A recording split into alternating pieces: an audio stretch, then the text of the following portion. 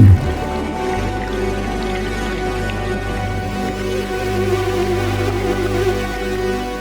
pezzo Dragon Rest Your Head on the Seabed è nato un anno fa a Madrid, dentro del Festival Veranos de la Villa, che è il festival d'estate di Madrid. E in verità il primo impulso è venuto da Maral Kekejian, che è la direttrice artistica del festival, e lei ci ha proposto di fare qualcosa così in modo molto aperto con il nuoto sincronizzato. Synchronized swimming is already like an artistic swimming, you know, that's how it's called in Spanish now, natación artística. So, but it also has, synchronized swimming, it also has like all these strict rules, not just in terms of composition, like you cannot touch the bottom of the pool, etc., but they always marked, and there's always like some very strict gender roles, you know, gender rules as well. So, I guess we try to get rid of that with the swimmers, we try to forget that, and expand it in duration, expand it in terms of like the structure of the exercise, as they call it, or of the choreography or the piece. La relazione con la gravità è molto diversa, perché in acqua è tutto un altro mondo, è vero.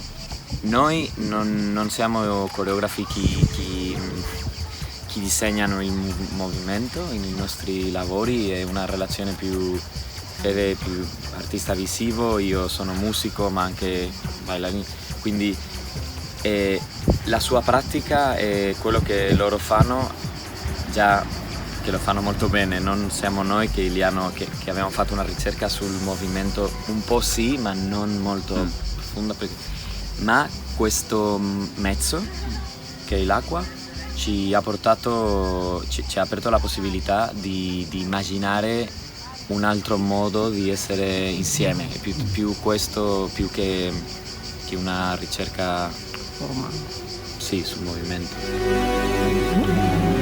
One thing that we discovered during the process was that there's no gravity in synchronized swimming, but there is somehow like a backstage or like a bottom or like out of the frame, as we say in audiovisual language, like, and it's when they sink, you know, when they go under the water, and we play with that a lot, also with the lights, and there was this other limitation, there was breathing.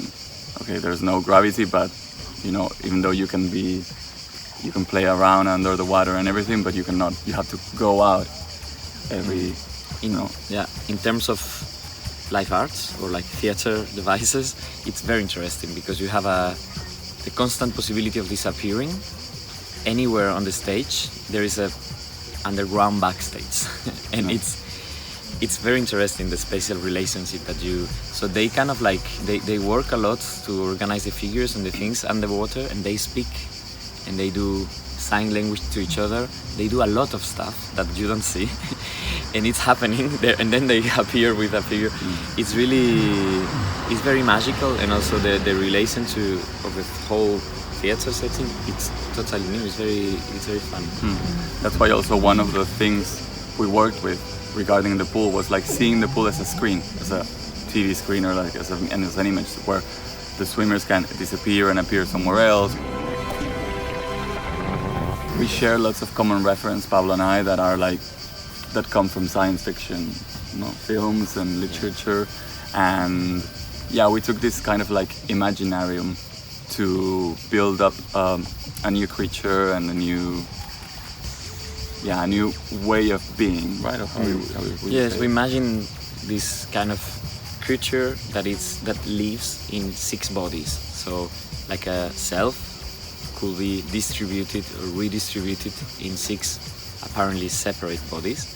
So it's kind of like a very science fiction idea, but then it's also a bit philosophical. We are based on this term from Simondon, that is trans-individuality, that it's a kind of stating that the self is not prior to the collective, but it's a process of individuation. So you become one, but you never really become one. You're always part of something that comes before, which is the collectivity.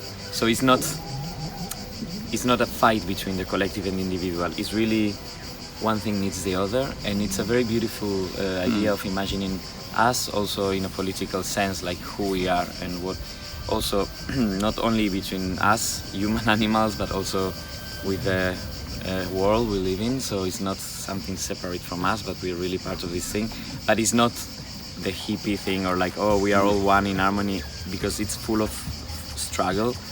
So we really went into this concept to build a kind of like a persona or a self, fictional self that is this dragon made of bodies and liquid and connections and asynchronicity and synchronicity.